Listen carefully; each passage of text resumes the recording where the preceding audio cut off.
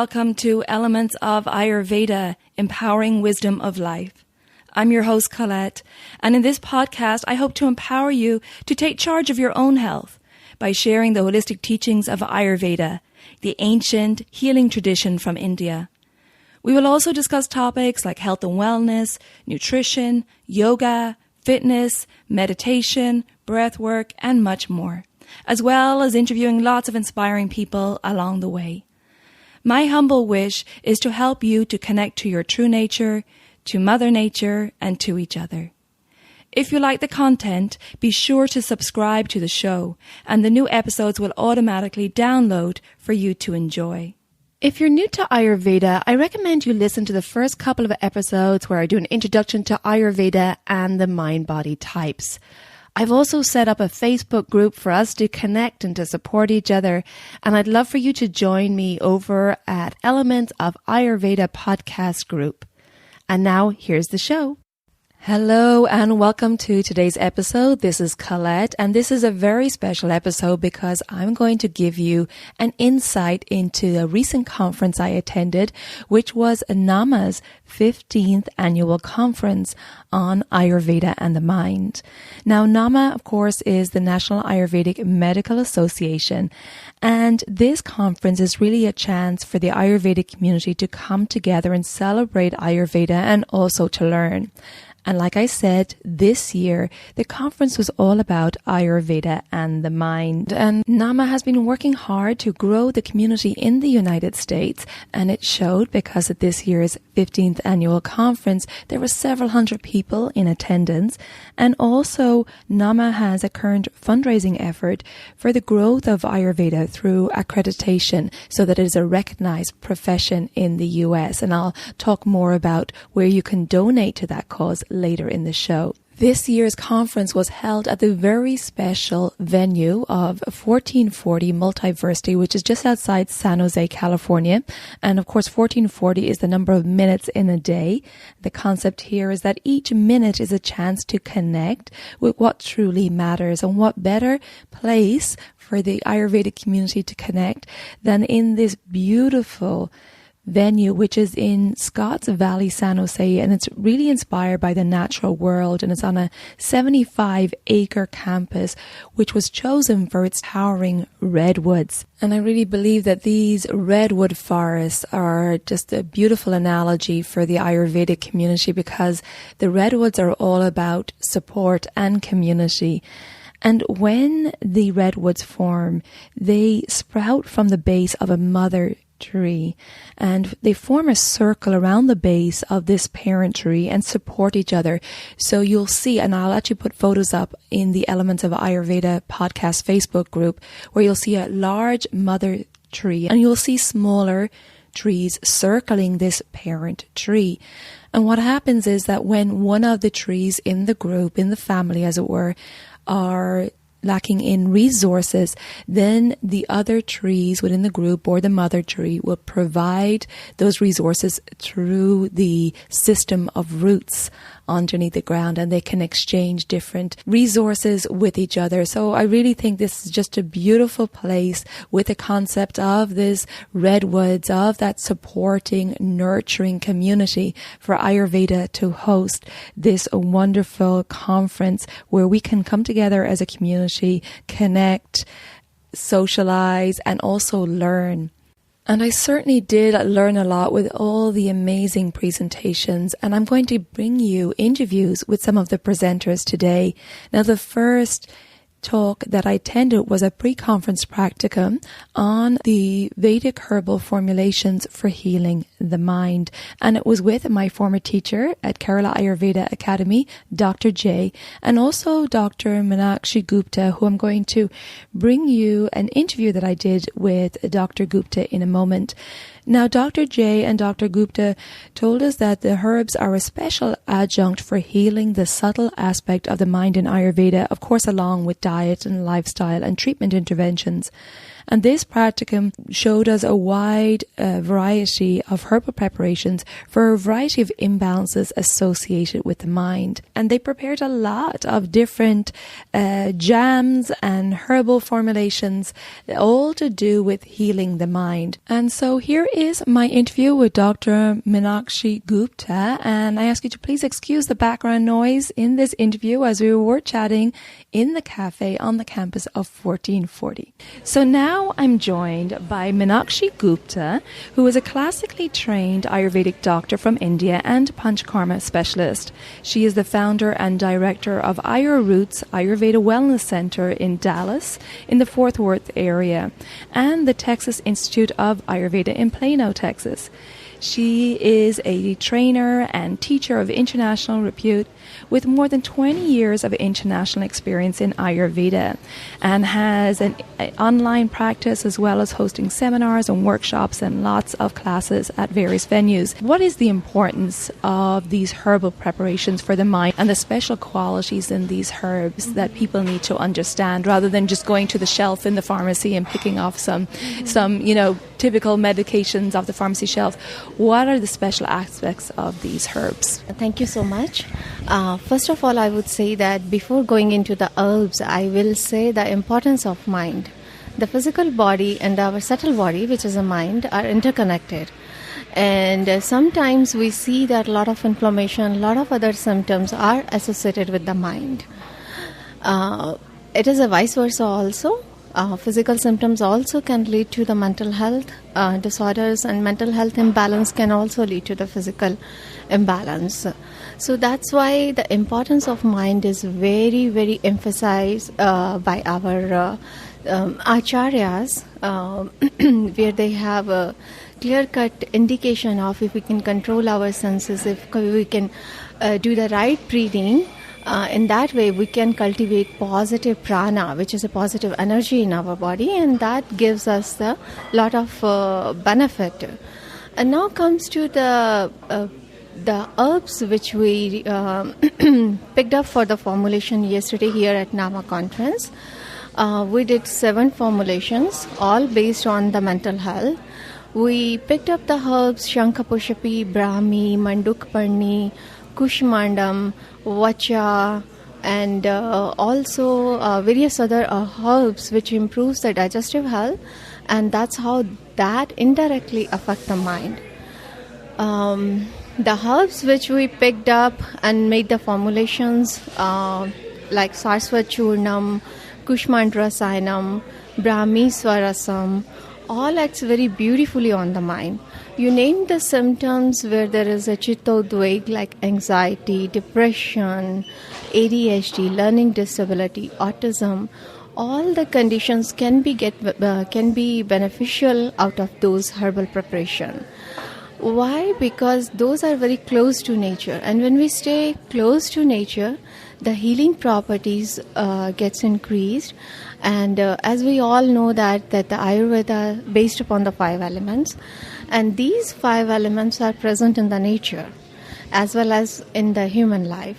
So when we incline towards that, we can cultivate balance on the physical health as well as on the mental health.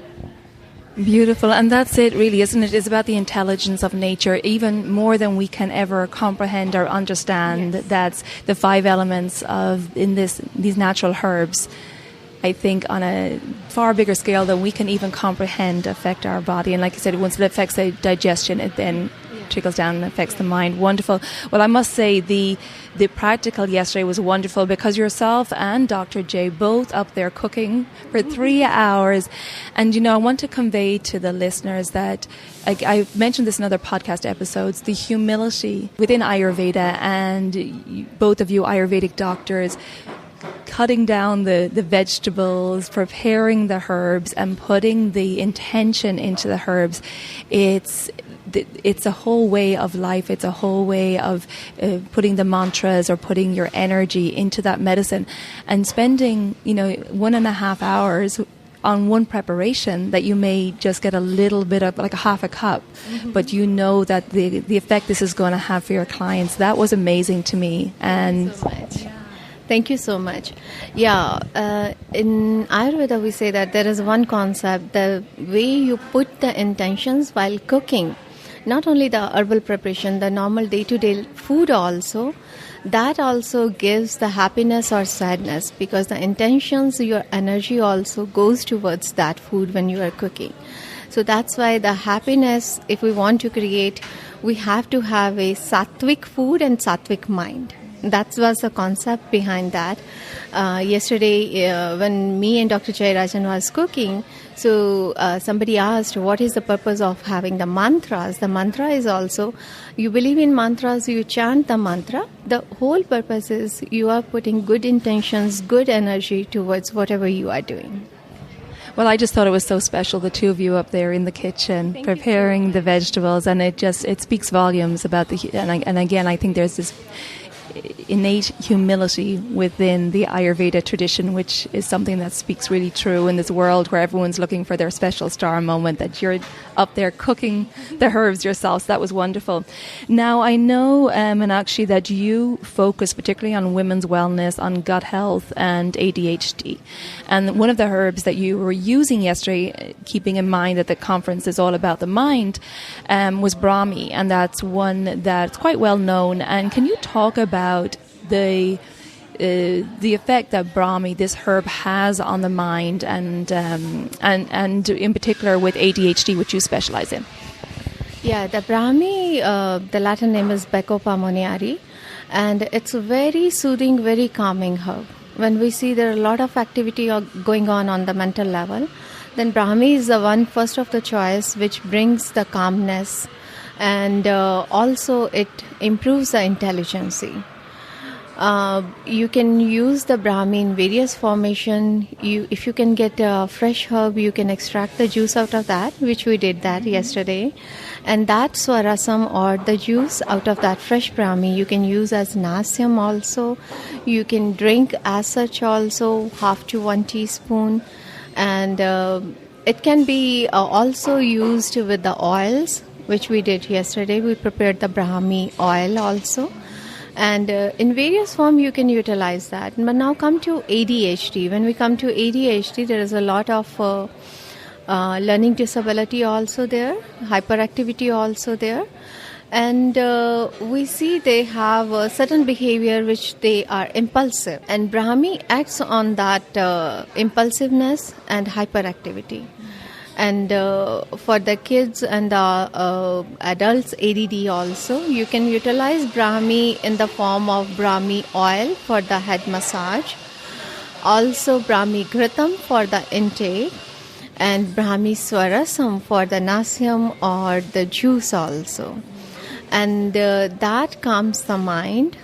And also when the mind is like hyperactive, then the sleep also can become a little issue, because to go to the sleep we need a little kapha or little subtleness, which is in hyperactive kids we see that a lot of time it is deficient.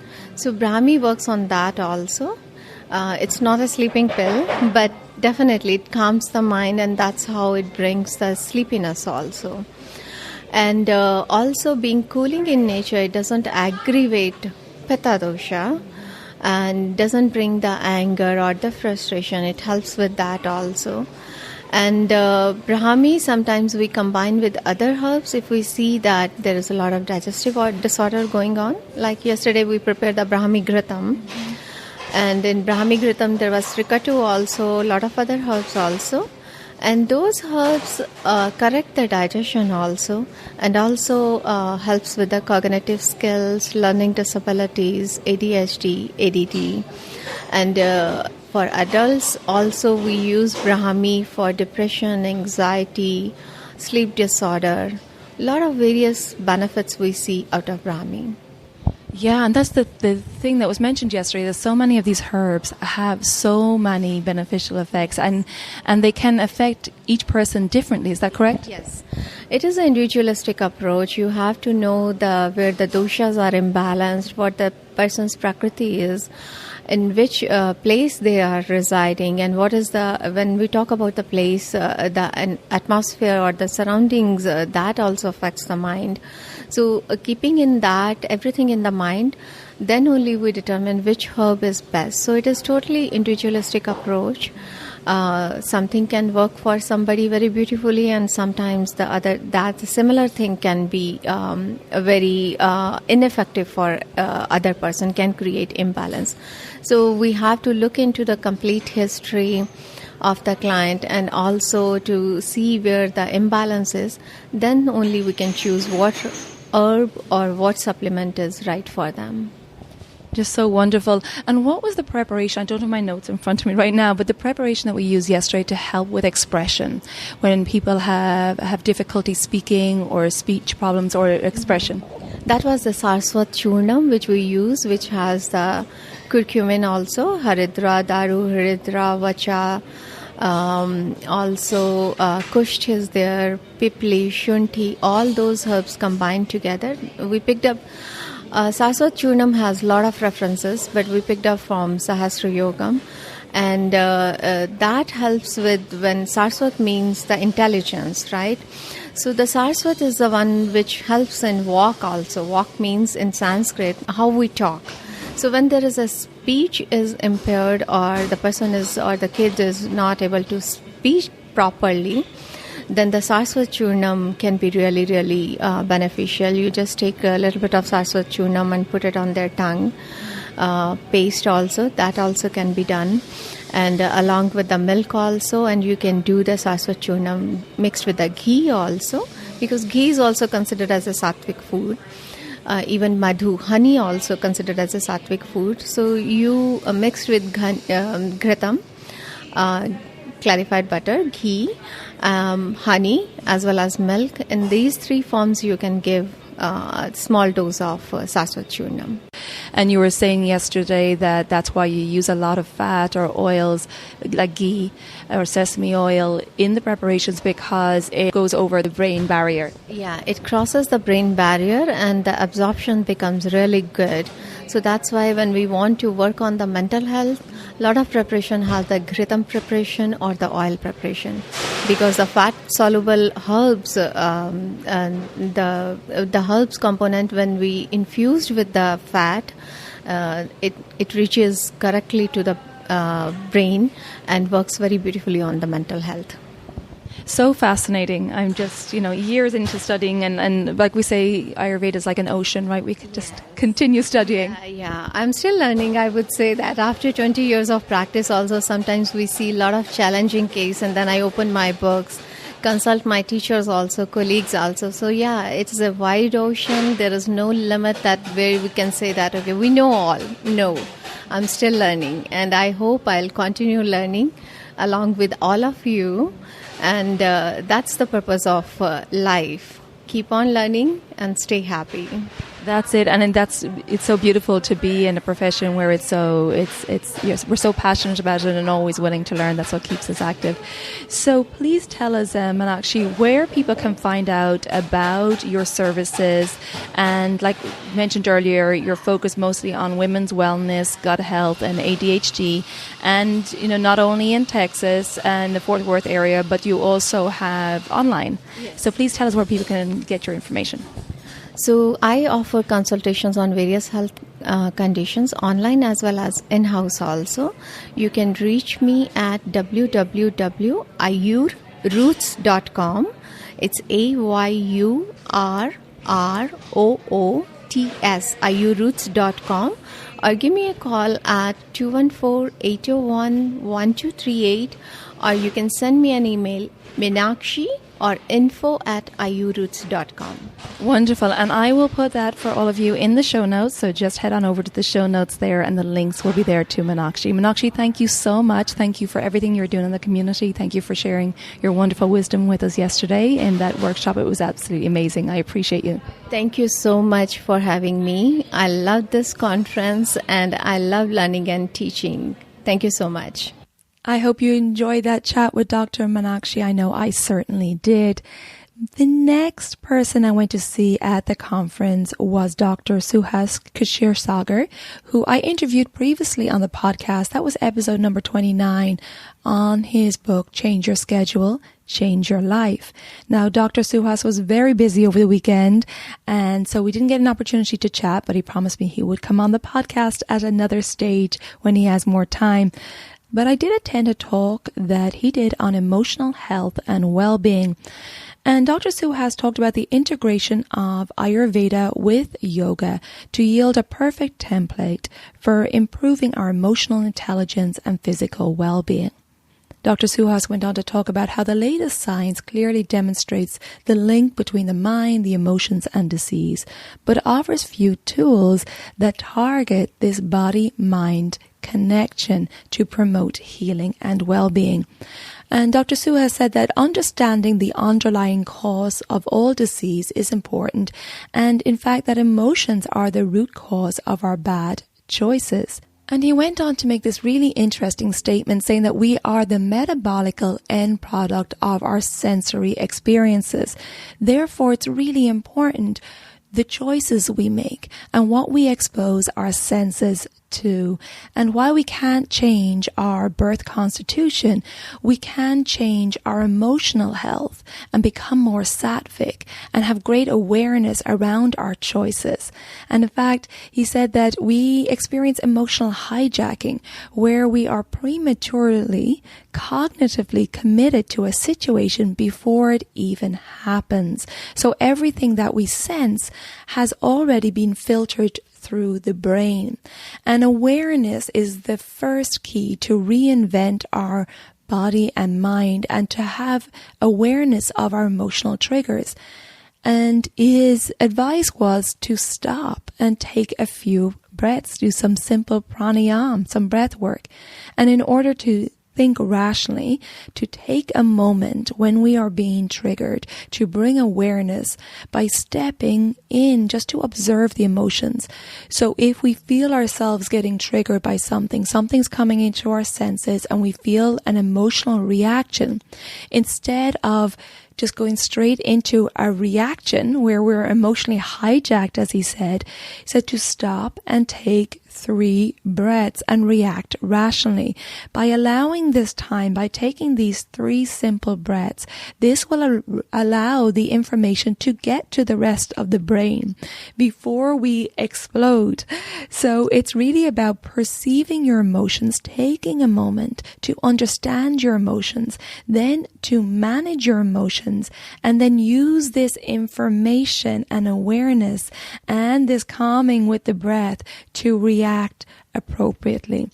And he also shared this quote from Baba Haridas, and it says that Ayurveda is to free the mind which is trapped in the body, and yoga is to free the soul which is trapped in the mind.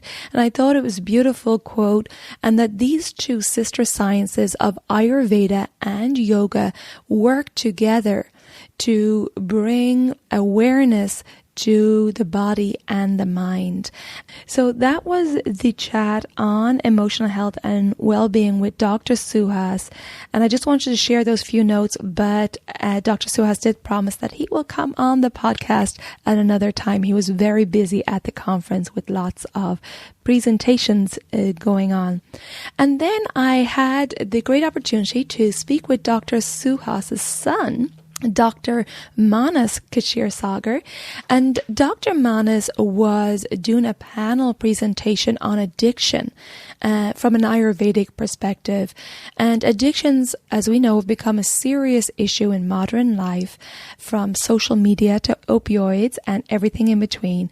And the panel of experts focused on how Ayurveda views addiction and its affliction in the mind.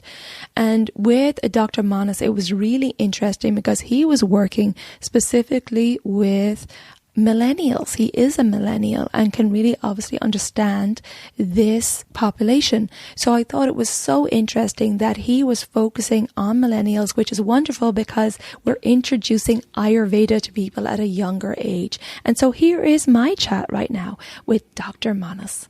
I am here right now with Dr. Manas, and Manas is an acclaimed wellness consultant who comes from a Rig Vedic Brahmin tradition and has an extensive background in Ayurveda.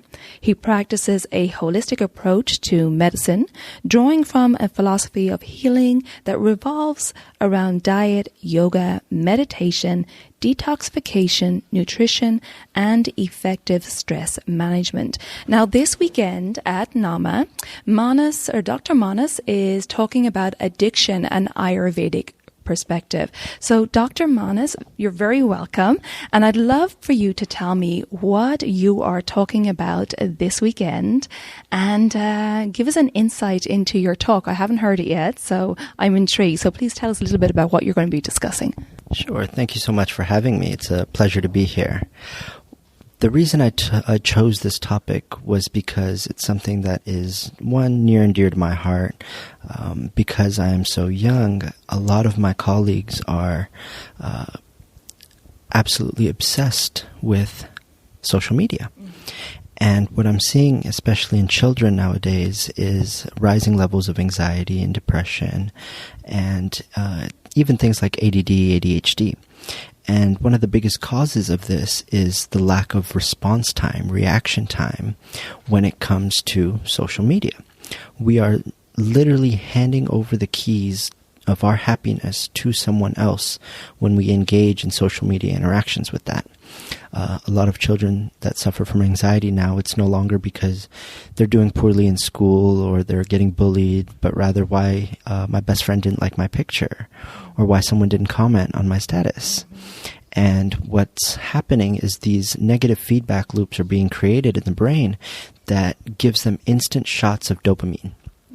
And without that hit, they feel very depressed. They feel very down. And it's completely changing the entire landscape of our happiness and well-being. It's so interesting, and it really is a sign of the times. So how can Ayurveda help us with this? How can Ayurveda bring in practices and into our lifestyle that can help us manage this affliction that we have? Ayurveda, as we all know, is the science of life, and so it is all-encompassing. There is no specific disease or disorder that we focus on. It's more of treating the body as a whole. And so when we look at something like social media addiction, especially when it comes to cell phones and video games and things that children have access to at a much younger age than any other generation has before, the thing that really stands out is creating a lifestyle that's conducive to their well-being.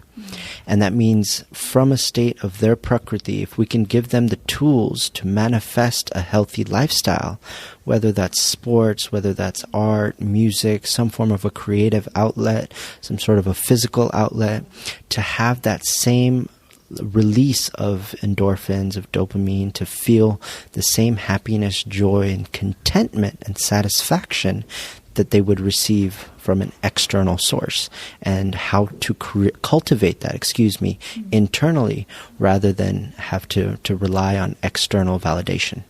Right. So it's almost like they're giving their power away to an external source. So I know now you're focusing on millennials, and you are a millennial yourself. And can you tell me a bit about how you're focusing on your generation and what work you're doing and what programs you have available for this generation? Absolutely. One of the biggest complaints that I get, and this is more so from my colleagues than anybody else, the demographic of patients that we see largely is into their 50s and 60s. And these are people who either have a little bit of money saved up and they can afford these treatments and consultations and herbs and things like that.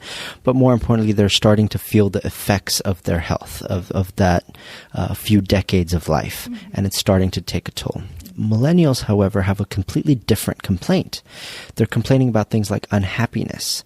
They want to feel loved. They want to feel respected. They want to feel nourished and nurtured. And these are things that they can't get from their constituents. And what I see in my practice is all of my friends, my colleagues, my coworkers, they come to me with the exact same complaint. And that complaint is, I don't feel like myself. And it's this feeling of feeling ungrounded or unsettled that is really the core basis of their unhappiness, or of the vitiation, or of the root imbalance, as we would call it in Ayurveda. So when they say, I don't feel like myself, is it that they're not connecting to their true self? Or what is it that you think they're not feeling? Are they not feeling connected to their true nature? Are they feeling disconnected in society? Can you explain a little bit about that, please? Of course. I think that's a twofold question, twofold answer. One is, I don't think they have completely found themselves. And when we say that in a very broad and almost esoteric woo-woo kind of scenario, that, you don't have a purpose, or you don't have a sense of who you are yet. And so that's a portion of it where they don't feel very self-confident in themselves, self-reliant. There's this term, adulting, that a lot of millennials refer and use. And all it means is the act of doing something that an older generation would consider day-to-day activity or a traditional responsibility. And what that is it's a very fundamental defense mechanism, to where they are outsourcing their level of unhappiness to someone else or something else. And that leads to a whole host of issues, whether that's diet, whether it's improper relationships, whether it's certain addictions, drugs, alcohol, social media, so on and so forth. But these millennials, it's not that they don't know who they are, it's that they have a completely different mentality than any generation before them. They're not attracted towards buying homes and buying cars and marrying young and starting a family, but rather they want to feel core, basic, fundamental needs very, very easily, very simply. And I'm sure you've seen all of these tidying up videos and how to keep your life clutter-free and very minimalistic lifestyles. These are all the things that appeal to millennials because they have a very simplistic of understanding of what they want. Now, with that being said, how to attain it is the second portion of it. They don't have all of the tools accessible to them to make that happen, to make that their reality, to manifest their idea or their reality of what their life should be like. And that's where this program that I'm hosting, Ayurveda for Millennials, that starts later this year in August, is doing just that. It's giving them all of the tools to unlock their pure potential. I just think this is amazing to have a course, a workshop like this specifically for millennials. You're in that generation yourself. You know exactly what their needs are. You know exactly what will resonate with them. And those of us of the older generation teach a certain way, and you're using the tools of this generation. So can you give us a little insight into what this workshop, Ayurveda for Millennials, which starts, you said, in August. Can you tell us a little bit about how you're going to get this information across? Give us a little insight into the course, please. Sure. So obviously there's going to be a nice introduction to Ayurveda for those that are not familiar with it. Ayurveda, as we all know here, has all of the tools necessary for not just health and well-being, but happiness and satisfaction. We all know that health is a byproduct of enlightenment and not the other way around. And so by teaching them how to be a little bit more self-aware and present, we cultivate a healthy lifestyle and healthy attitude as it is. And so the first portion is going to be really just introduction of Ayurveda and the Vedantas and a yogic lifestyle. We're also going to talk about things like the effect of technology and what, not just social media, but even video games or computers, cell phones, and this concept of email apnea and things like that, where, as soon as you get an email for 2-3 seconds, you almost hold your breath until you figure out whether it's a good news or a bad news. We're going to talk about things like relationships and how to foster not just romantic relationships, but friendships, working relationships, relationships with family members, siblings, so on and so forth, and how to foster them and cultivate a positive attitude towards those relationships. We're also going to talk about something that's very near and dear to all of millennials' hearts, and that's work-life balance. How to create a perfect synergy between happiness at work and happiness away from work in terms of their life and what they enjoy doing. A lot of millennials have careers that they did not study or did not go to school for formally, and that's because of the lack of jobs, and these are the complaints that people are having, and so they feel like they're being pushed into a scenario at work that they're either ill-prepared or they don't have all of the tools necessary to succeed, and so they see it as a means to an end as opposed to a career that they're very self-confident in and dependent upon in terms of their happiness. We're also going to talk about things like eating for your dosha and what that means, diet, exercise, routine, effective stress management techniques. These are all very important components to creating that same work-life balance, but more importantly, how to cultivate a schedule, a daily routine that is conducive to their health. My father, Dr. Suhas, actually wrote a book called Change Your Schedule, Change Your Life.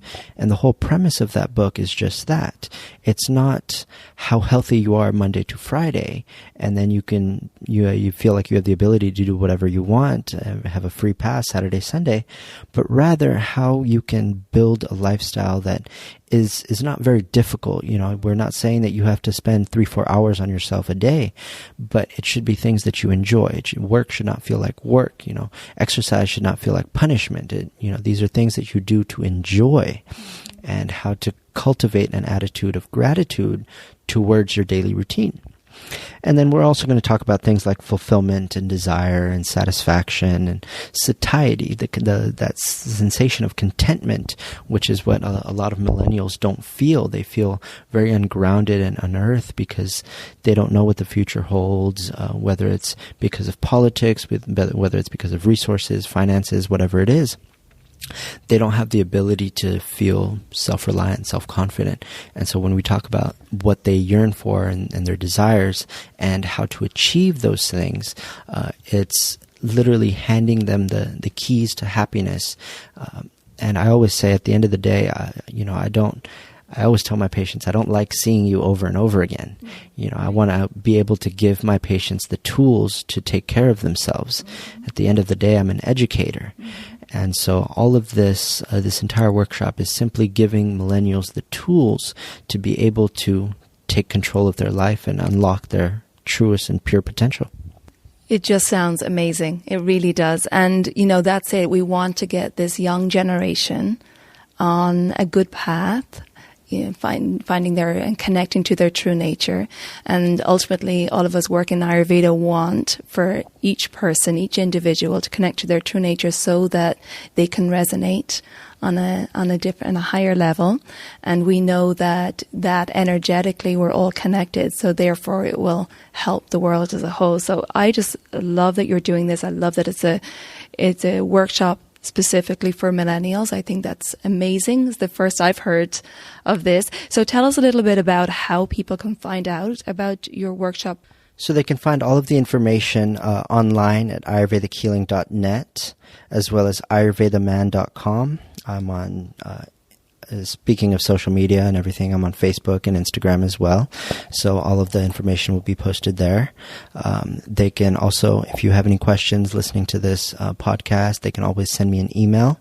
My email is manas, MANASKSH @gmail.com. We have a beautiful center here in Santa Cruz, California. And for any of you that are local, I implore you to come and take a look, stop by. For any students that are interested in the class, I will open up the clinic during the actual recordings and tapings. And so if you'd like to come in and sit in live, you're more than welcome to. But I just want to end by saying that if we are able to teach this generation how to heal, we will cure the next generation. Absolutely. We can reach it to a younger audience and get it younger and younger still until it gets to the point where they're learning this in kindergarten. They're learning about their dosha and so on. I have to say congratulations, Dr. Manas. You're doing a wonderful service, you and your family. And I am going to put all the links to Dr. Manas' social media and the workshop and website on the show notes. So please just click on over there to check it out. And Dr. Manas, thank you so much. I wish you all the best. Thank you so much for having me. It's been a pleasure. And the NAMA conference is always an excellent tool to get everybody together, and even myself, I get a lot of inspiration and motivation from things like this. And so for those of us that are listening from home, please next time, if you're able to make it, I highly recommend that you come and attend some of these conferences. The energy here is absolutely fantastic. Thank you. Yes, I have to agree. It's like a big family. Everyone's very welcoming and definitely worth checking out. But then this is why I'm bringing these little snippets from the conference to you, so I can encourage you to come next year. Okay, so here I am back with one of the NAMA sponsorships, which is Banyan Botanicals. And you know I love this company. I talk about them a lot. I previously did a whole podcast episode about the company, about their products, the quality control, the wonderful community that Banyan is. And I am here today with Erin and Sean from Banyan Botanicals. Say hello, ladies. Hi. Hi, everybody. We're so excited to be here, and it's just an awesome conference. Colette, thanks so much for everything you're doing to bring it to life, audio on your podcast. You know, I think it's a great opportunity for people out there who don't get to attend these amazing conferences to get a feel of what it's like. So tell me a little bit, I'll start with you, Erin, tell me a little bit about the relationship between NAMA and Banyan, because that goes way back, right? Yes, absolutely. Well, Kevin and Scott, our founders, are actually founding supporters of NAMA. I believe, we'll have to check the numbers, but I believe NAMA's been in existence for 15 years, and we've always been a conference sponsor and always been a supporter and make extra donations above and beyond just to help spread the message of Ayurveda and support practitioners. So really, Banyan was born to support practitioners, and we only sold to practitioners in the beginning days. So Banyan's 23 years old, and so from the start, the practitioner community has been our customers, and that practitioner community built NAMA. So we've always been a proud supporter and sponsor of NAMA. You know, that's the feel I get at these conferences. It's such a family affair. And I was just talking to you, Sean, just at the booth now before I nabbed you for this interview. And we were just saying how Banyan Botanicals really has that feel. When I call or customer service, it's really like I feel well taken care of. And you were saying that even in the company itself, even though it's grown a lot bigger, that there really is that feel of community. Yes, there really is. I mean, I love our company, like, for many reasons. I love to be able to be so proud of what it is that we do and offering the kinds of products we do. But I also really love Banyan because we have such an amazing community of people that we work with, and there's so much support, and it feels like our work is also our extended home, and we're really there for each other, and we all really genuinely love Ayurveda and love what Banyan's doing. So it's just so naturally easy to support that. And then when we come to NAMA, it just feels like it's our extended family, and it's such a beautiful experience to just be really immersed in the community of Ayurveda and to feel how much it's growing and how much momentum there is right now. It's been really exciting to be a part of Banyan, a part of spreading Ayurveda, and a part of NAMA. So it's beautiful, and I love to support companies like this who are really involved and passionate about their product and about the community and really have integrity. Now, we were just talking about the fact that Banyan is applying for B Corp. Is this something we can talk about, Erin? Oh, sure. I'll give you guys a quick update. Yeah, I think the most exciting thing from my perspective, and I am also holding the title of Corporate Responsibility Manager for Banyan, is that we're really bringing our values to life through the B Corp assessment. So there's for those of you that don't know, there is a certification that certifies the whole business as basically a conscious company. So looking at social responsibility and environmental responsibility, and it's super rigorous. So if you have an opportunity to support a B Corp company, it really means that they're doing good things and using business as a force of good. And it's just been, for me, I always get choked up because it's been the most meaningful work I've done in my life to help this company become B Corp certified, but to see the impact that business can make in the world. And so please support your B Corp community. And the good news is, we're about to become certified. One of the requirements is that B Corp requires companies to do something called mission locking, which means that you're required to modify your articles of incorporation to implement your values and your mission. So should someday the company ever be sold or new management comes in, your values and your mission, and therefore your integrity, are locked in. I always get goosebumps about that. So it's really protecting for generations to come the integrity of the business and those social and environmental responsibility. Yeah. Wow, I'm getting goosebumps here as well. And just the emotion when you're talking about it, Erin, I can feel it from you. That's amazing. And this is what we can do for everyone out there who's like, how do we make change in this world? How do we make an impact? How do we raise consciousness? All of us in this community want to make a better world. And this is how we can do it, by supporting B Corp companies, voting with our dollars or our euros or wherever. But really search out where you're spending, what products you're using, because we know all these products have an energy about them. So it's not just, where can I get the best deal? I really think we each have a responsibility to make sure that we're being conscious about what we're using, not only what we're putting in our body, but also where they're from, where it's coming from. Is it coming from a place that a company that has good standing in the community? So I think this B Corp initiative is amazing, and I know it's a rigorous process. It's not something that comes easy. You really have to, it's a big undertaking, right? A lot of paperwork involved. Yes, it's no easy feat. The minimum requirement of there's a 200-point possibility for B Corps. The company with the highest score has earned 176, and they've been working at it for years and years. And so the minimum score is 80 points, and just to get to 80 is a huge feat and a huge success. And then from there, you keep building and improving your scores is the goal. But yes, it's awesome. And I'd love to do a whole nother show with you. Let's do a whole nother show. We can talk about that, even just from what I learned and what I'd recommend for other companies that want to become B Corp certified. That would be amazing. We did it without a lot of support. And so I want to share what I learned in the process and give some tips. Yeah, because we want more B Corp businesses out there. Definitely. It's the way of the future. Our CEO, Kevin Casey, says we want every company to be a B Corp. So he's really supportive of that and sharing information, sharing templates, and how can we encourage other people within the Ayurveda and yoga community to become B Corp, because it really is authentically living our values and just putting a little more energy behind some actual procedures. I love it. Okay, we'll definitely do that podcast again another time. So I want to talk about products, Sean. If you could tell us, Banyan are so kind.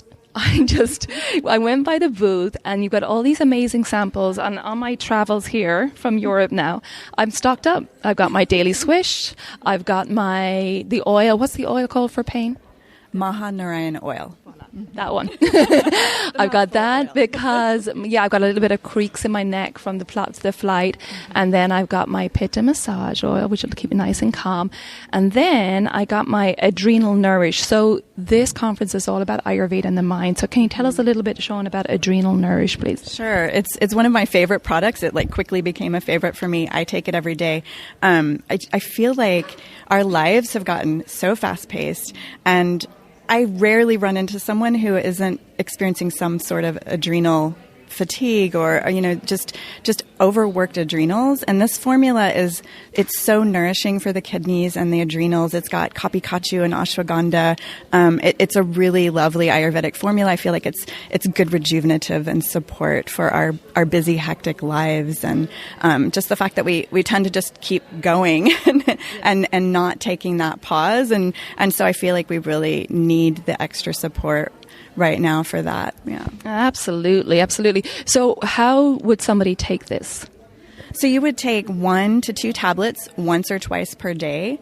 And some people feel a relatively immediate effect. It has a more cumulative effect over time. So taking it over time really helps to kind of build up that nourishment and that rejuvenation.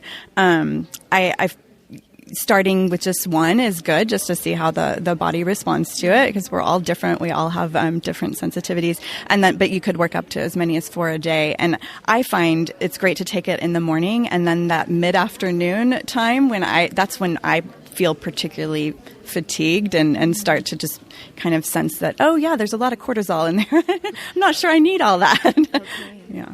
Great. So where can people find your products? And also I want to let people know that Banyan is an amazing resource website. You guys, even on your table here, which I know a lot of this material is also available on your website for people who are not here, wonderful one-pagers on all sorts of great stuff. Can you tell us a little bit about what you have available on your website and what these one-pages are?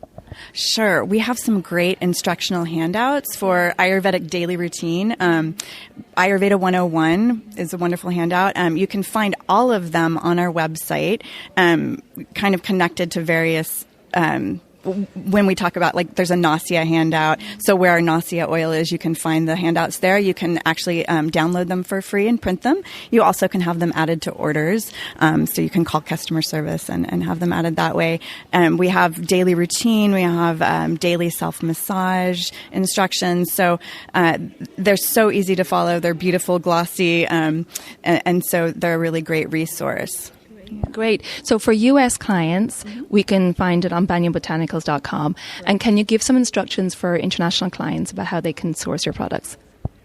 Sure. So international clients could order from Amazon. They also could order from Emerson Ecologics. It's a company who is shipping our products also to Europe and other countries. Yeah. Great, because I have a lot of listeners in other countries as well, so it's good to know that. Well, ladies, thank you very much. Any final words that you would like to share with people out there?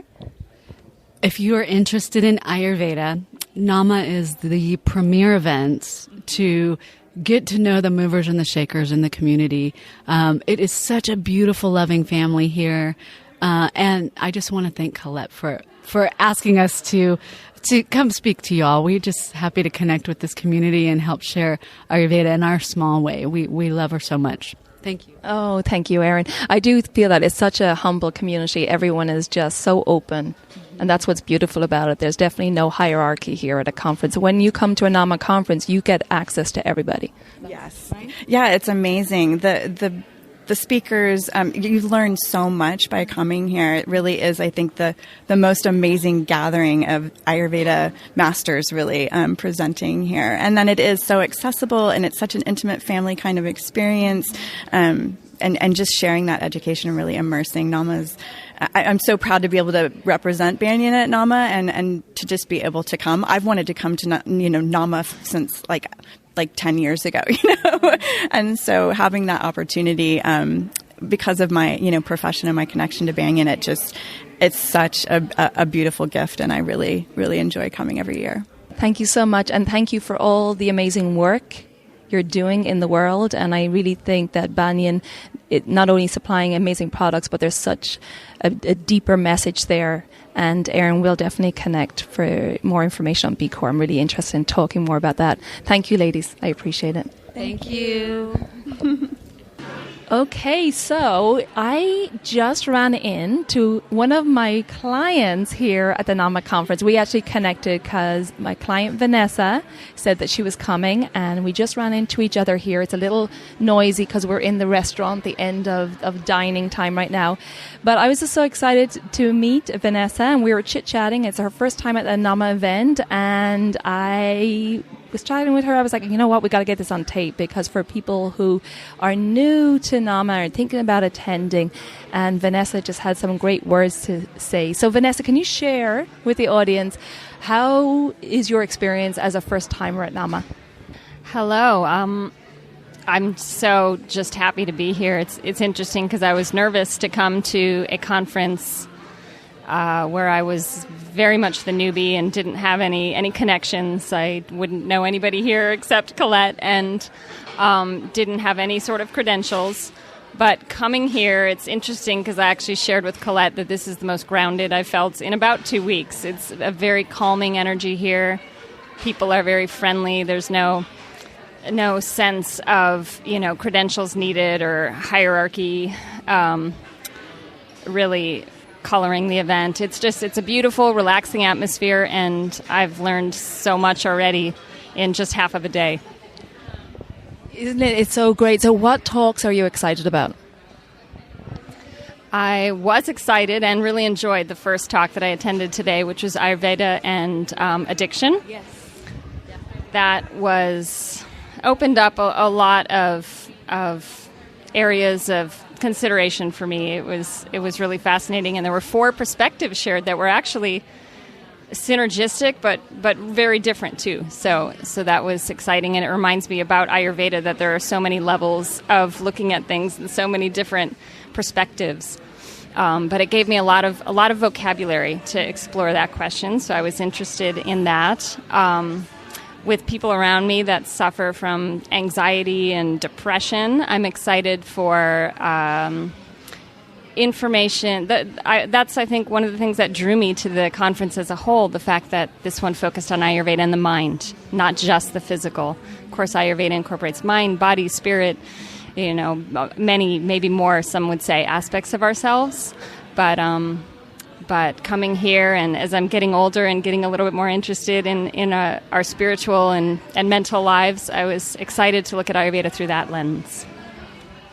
Vanessa, this is what I love. Like, you came to Ayurveda to do some healing, and you went through some programs with me, and we connected, and now here you are at the NAMA conference, and this is what happens a lot.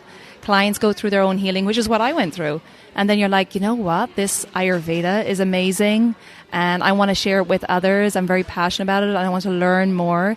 And so many of my clients now are going on to bring Ayurveda into their workplace. And can you tell us a little bit about how you bring Ayurveda into your workplace and what your business is?